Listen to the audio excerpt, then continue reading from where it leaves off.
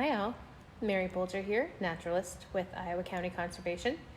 And today I thought I would talk a little bit about different types of bird homes. And you probably are thinking, well, don't all birds have the same kind of home?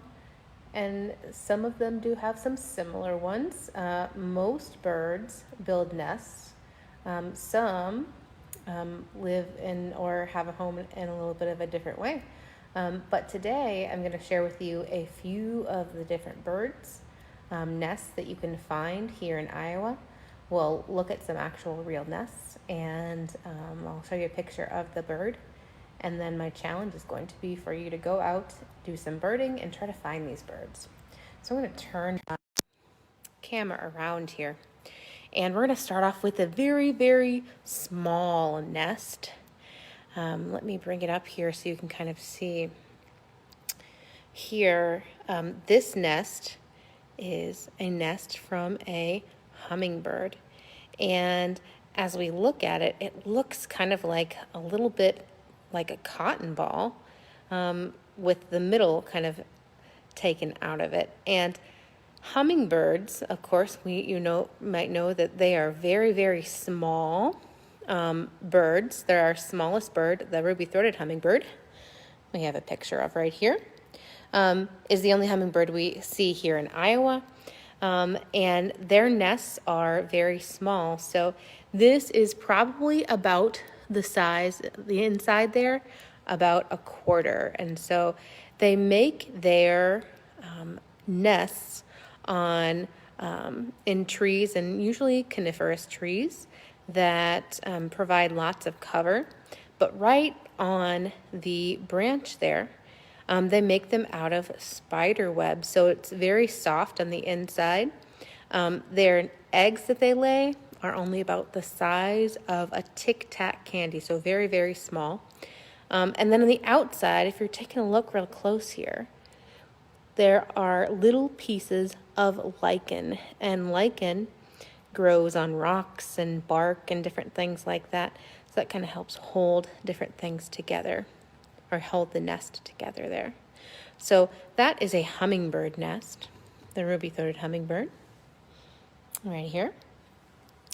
Next, we have a nest from our state bird, the American goldfinch. You may have seen an American goldfinch before here in Iowa, being our state bird. They're beautiful, bright yellow in color and black and white.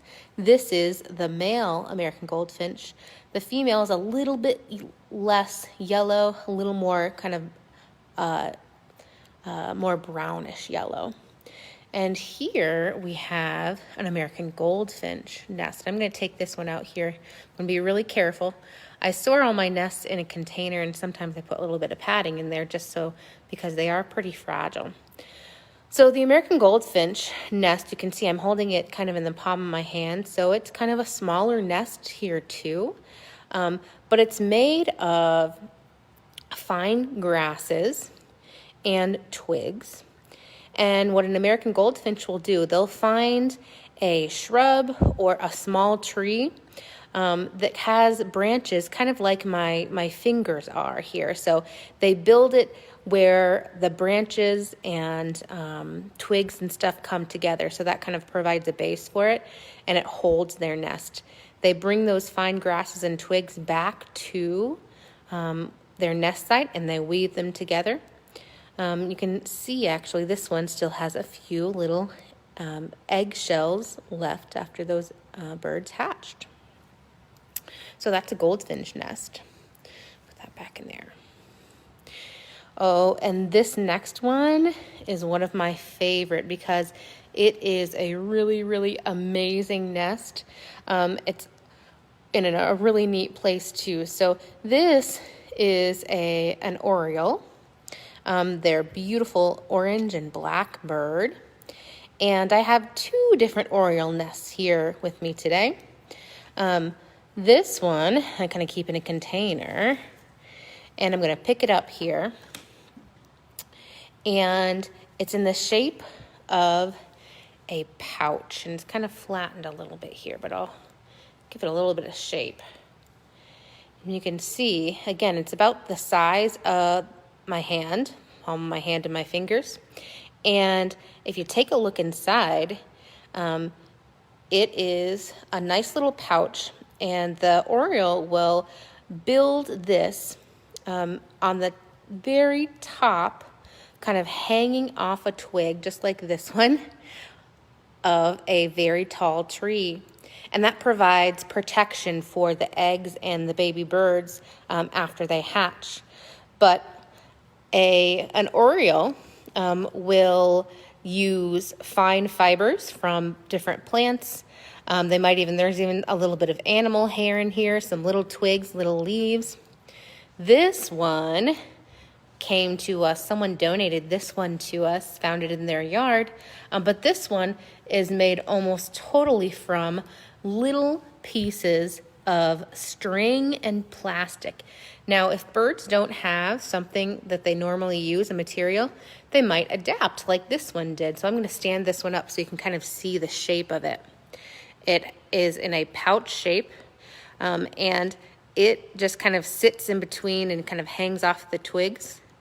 And that Oriole will use its beak and its feet, and there's a little bit of grass inside there, its beak and feet to make a weave of all the materials that it's using. So again, that is the Oriole, an Oriole nest.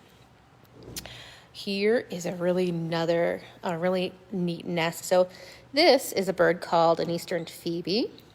And the Eastern Phoebe has a really cool nest. They use several different materials here. I'm going to take it out of the container.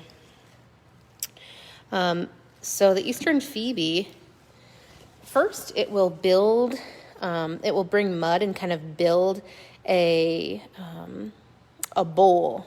So it'll bring mouthfuls of mud, and it will kind of build its nest maybe on the edge or the ledge of a building, underneath a porch, along a bank, anywhere that it could find a little bit of area. And it'll first use that mud and build the bowl, and then it will come back and it will, on the outside edge, you can see right here, there's some dried moss. It's still pretty green.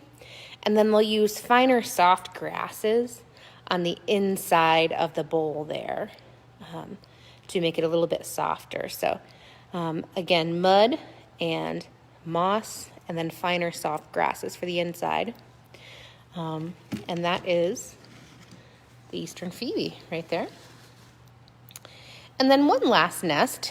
If you joined us last week and learned a little bit about the robin, you've seen this one before, but I'll bring it out just in case you didn't. Another nest that is made of a few different materials here. So the robin, again, will start making a bowl, their nest with mud.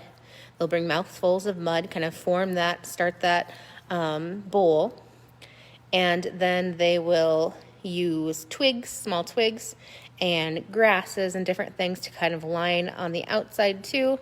And sometimes, like this one has, you can have pieces of plastic or litter, different found things that they will use as well. So those were just a few of the nests that we have here that we use for education programs, but not every bird builds a nest like this one.